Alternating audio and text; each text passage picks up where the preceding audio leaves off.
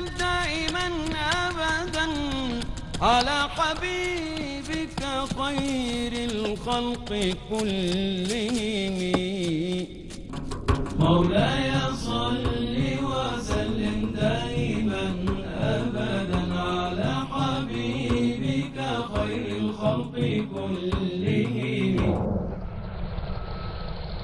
We cannot simply say, I'm going to follow whatever my parents did. That this is my source of gaining knowledge of Islam. Because if my parents didn't get their knowledge from Rasulullah ﷺ, then there is a possibility that their knowledge is incorrect. This is something we have to realistically look at.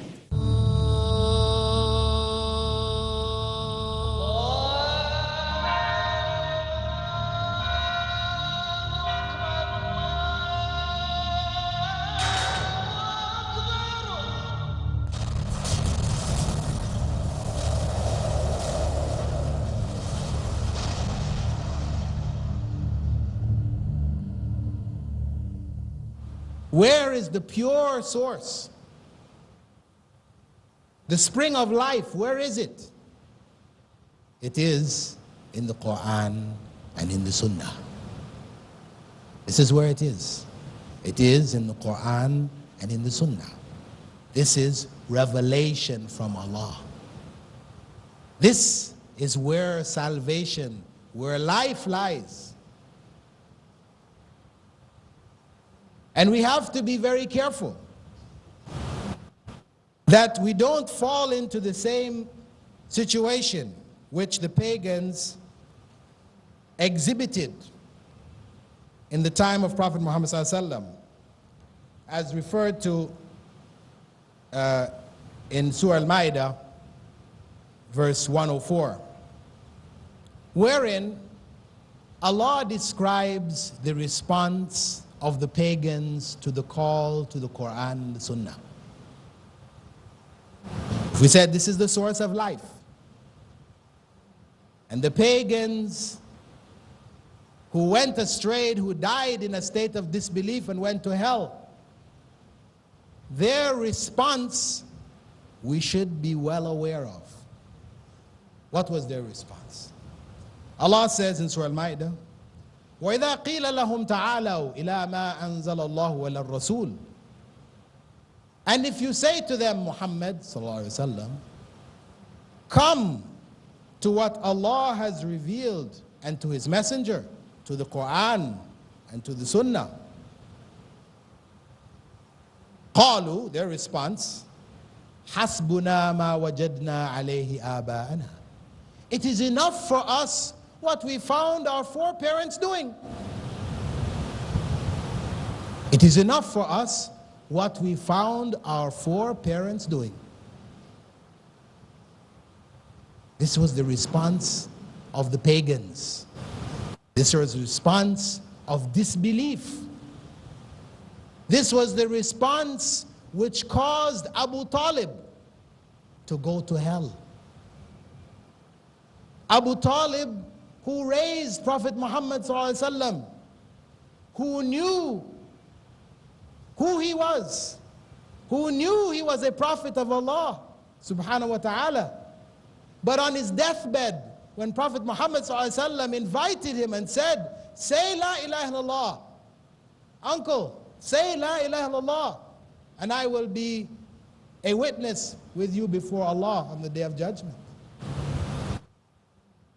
And Abu Talib's brothers were there saying to him, are you going to embarrass our family? Are you going to degrade our family? Are you going to reject the ways of our foreparents? Were our foreparents all wrong? Was Abdul Muttalib wrong? Was Abdul Manaf wrong? Were they all wrong? Are you going to reject that? And Abu Talib chose to go with the way of his foreparents. And what was the result? Prophet Muhammad ﷺ said that he receives the least punishment on the day of judgment. The least. For the good that he did in terms of raising the Prophet Muhammad ﷺ, protecting him, etc., etc. He received the least. But what is the least? Described in Sahih Muslim. That the hellfire will reach up to his ankles. Only his ankles will be in the hellfire. But it will be enough for his brains to boil. And he will think that he is receiving the worst punishment of anybody in hell. That is the result. That is the consequence of that response. Hasbuna ma wajadna alayhi aba'ana. It is enough for us what our foreparents did, what they're doing. That's enough. This is the response of misguidance, the response of the pagans. So we have to be very careful about this. When we are invited, when somebody invites us to what Allah and His Messenger said, that we do not respond to them by saying what? Well, this is not what my parents did. My parents were doing something else and I'm going to do what they did. I am from this community or that community, our community does this and that and the other. The explanation is not, well, Allah also said that, or Prophet Muhammad ﷺ also said that. So we can properly choose, because of course, not everybody who comes to you and says, Allah said this and the Prophet ﷺ said that, is necessarily having the right understanding, and so you just automatically should stop whatever you're doing and follow it. Because the knowledge of the Quran is vast, and the Sunnah is also vast. Therefore, we also have to have a knowledge and a comparative knowledge of the Sunnah as well as the Quran. So, that response, which is based on comparative knowledge, this is an acceptable response. We're trying to judge what is right according to knowledge. We're not doing it according to emotion, because this is what was the response of the pagans. That is based on emotion. My parents did it. My grandparents did it. My great-grandparents were doing it. So were they all wrong? Am I going to say they were all wrong? See, this is emotion. This is not looking at a thing, is it right or is it wrong, really? Factually speaking, you know, what is our criterion for determining right and wrong? Emotion blinds. We have to do it on the basis of knowledge, correct knowledge. So, we have to develop the correct knowledge of Allah, the correct knowledge of the Sunnah, and in the process, we have to eliminate from ourselves the vestiges of that to anwat. Meaning, we have to look into ourselves and into our practices and remove those practices which are from pre-Islamic times, which we have inherited, which we have adopted from the cultures around us, etc. Some of these practices may seem very simple. Some of them may seem very big. But we have to know that no matter how small things are, for us to make a big change, we have to be able to make small changes. Because if we find difficulty in making small changes, you can be sure we're not going to be able to make the big change. So, when knowledge comes to us on a personal level, that knowledge may be about simple, small things. In terms of men, that knowledge may be, brother, grow your beard. Prophet Muhammad ﷺ, he said in Sahih Bukhari, grow your beards and trim your mustaches. Some brothers say, this is not important. It's not an important part of the religion. Islam is in the heart. You must be sincere, everything else. This is what needs to be. No, these outward things are not important. But one has to question oneself. Is Islam only inward, or is it both inward and outward? Why are we so reluctant? Why are we so unwilling to do something so basic when there's clear instruction for us? Or another person may say, brother, your pants are below your ankles. Raise your pant above your ankle. Brother, what is this? Is this all the religion is? It's just about your short pants or long pants? Come on, man. This is more important things. You know? There's an atomic bomb being developed here in India and one in Pakistan, and what's going to happen? And you're going to tell me about shortening my pants? We have to question here. You see, this is a small thing. It may seem to be insignificant. But Prophet Muhammad ﷺ, he said in authentic hadith that what is below the ankle is in the hellfire. He said that.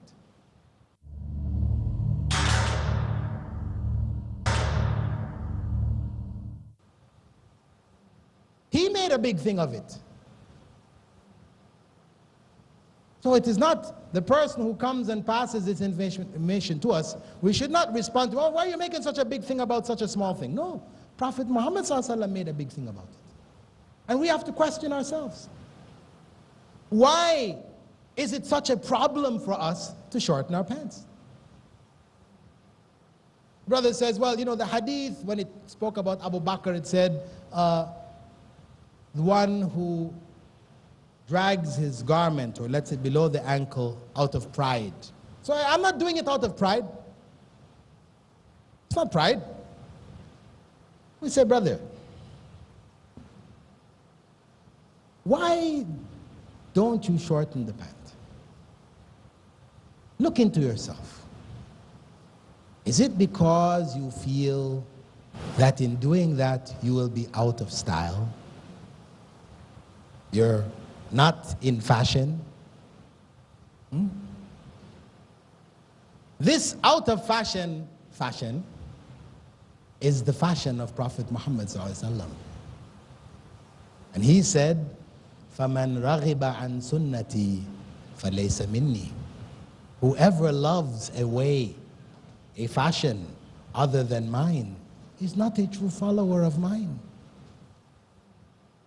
Aren't we here loving the ways of the disbelievers? Isn't it their fashion? Isn't it they who put their pants below their ankles? And they did it at a particular period of time, which has to do with historical developments in America when the hippies came out, and the hippies were about letting all hang out, their hair long, everything long, dragging on the ground, everything. And then in the West, you see, the West has a way of turning every trend into profitable business. So long hair became a fashion. Long pants dragging below the ankles became a fashion. So it was just integrated into the economics of the system. That's the reason. So we have to look at the situation today. These are small things, as I said. They're small things. But if we have difficulty dealing with such small things as this, growing your beard is to stop shaving. It's not doing something you weren't doing, but it's not doing something you were doing. It's always easier to stop doing than to do. And you can't do that. Shortening your, the variety of other things. Similarly, in the case of women, with the hijab, we know what Prophet Muhammad ﷺ said about what is hijab. We know what Allah said about hijab. We all know it is not something new, but yet our women insist on going around wearing hijab which is so thin you can see what is underneath. So what hijab is this? Prophet Muhammad ﷺ said one of the signs of the last day is that the women will be dressed but undressed. They're wearing clothing, but they may as well not be wearing clothing because you can see what is underneath. Or they're wearing garments, instead of wearing the outer garments which should cover them in loose fashion, etc., they're wearing styles which are tight-fitting. You can see the shapes of their bodies and all this kind of thing.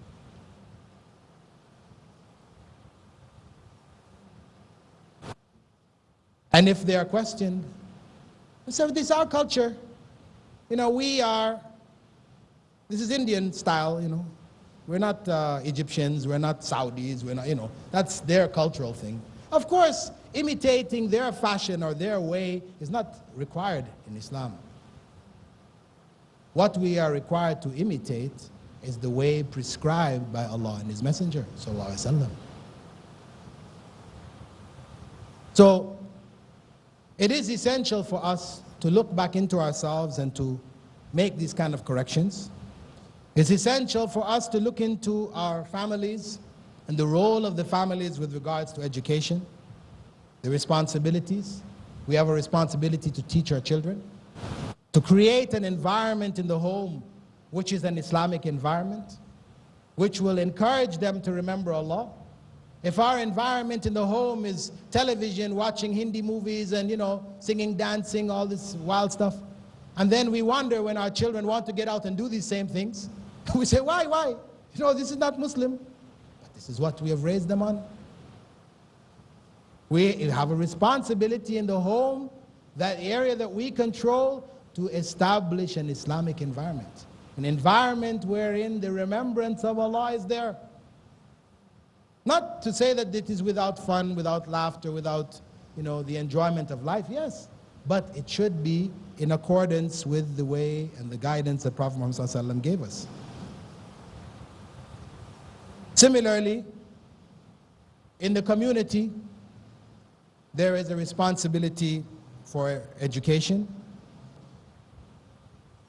And when we look at the family and the community, we have to look at issues. There are certain pressing issues in the society today which have to do with the practices of the people of the past.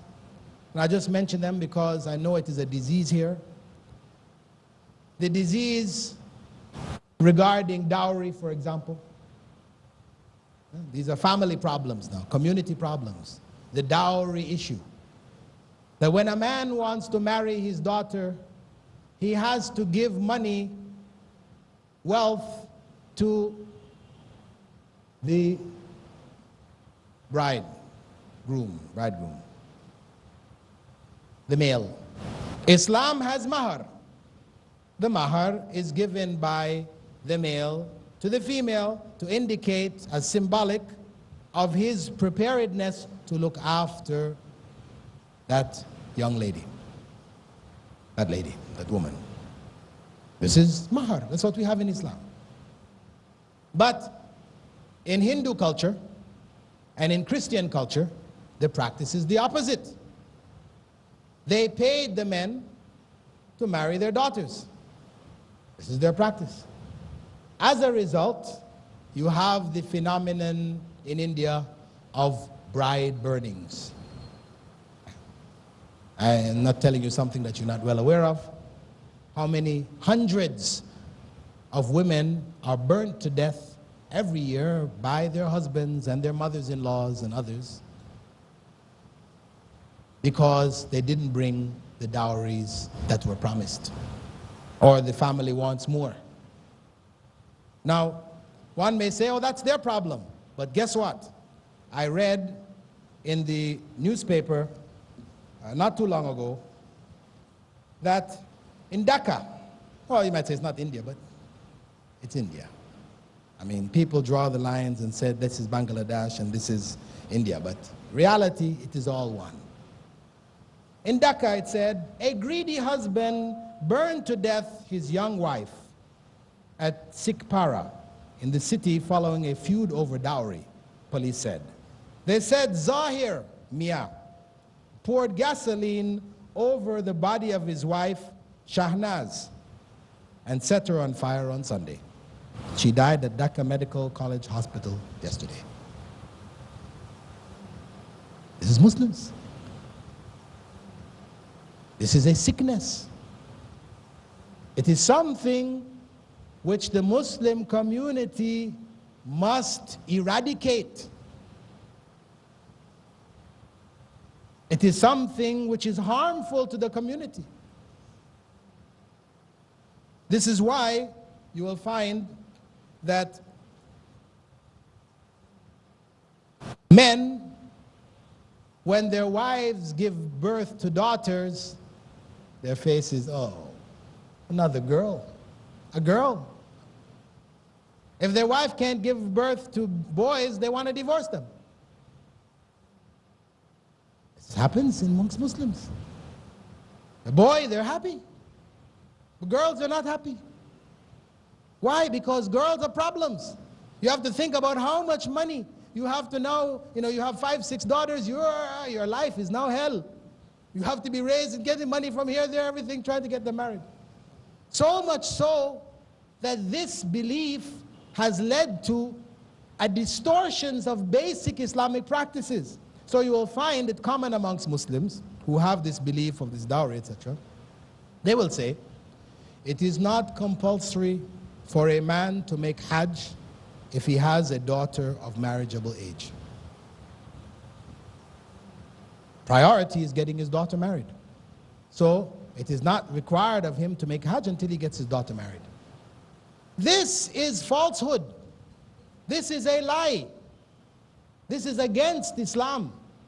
Prophet Muhammad ﷺ said, whoever has the means to make Hajj and doesn't make Hajj, it makes no difference to Allah whether he died a Christian or a Zoroastrian or whatever. Hajj is compulsory once one has the means. This new idea has only come up because Muslims have started the practice of paying dowries for their daughters. That's where it came from. So you can see how false ideas like this can actually go back and hurt the very pillars of Islam, damage them, distort them. So people will not fulfill a pillar of Islam because of this innovation. I just would like to, in the few remaining minutes, touch on some other aspects related to the establishment of Islam in a non-Muslim society, and that is the setting up of institutions. So it is essential for Muslims to establish academic institutions which have the proper ethos, the proper concept, the proper goals, the proper methodologies. If we put our children in non-Muslim schools taught by non-Muslims, can we expect them to grow up with an Islamic understanding? No. And they spend more time in the schools than they spend at home. What is going to be the end result? The end result is what we are seeing around us today, where the masjids are filled with the old and the dying. The youths are elsewhere, in the cinema, in the discos, etc. This is the realities of a lack of an educational system by which to convey Islam in an academic environment so that the graduates of such schools would be able to take their place in society with the correct perspective. It means that we need institutions. We need schools, primary, secondary schools, which are teaching in English medium. In English medium, because the future, the present, is in English medium and knowledge. Teaching academics, your sciences, all the subjects, but by Muslim teachers and from an Islamic perspective. The Islamization of knowledge. We cannot simply say, I'm going to follow whatever my parents did, that this is my source of gaining knowledge of Islam. Because if my parents didn't get their knowledge from Rasulullah ﷺ, then there is a possibility that their knowledge is incorrect.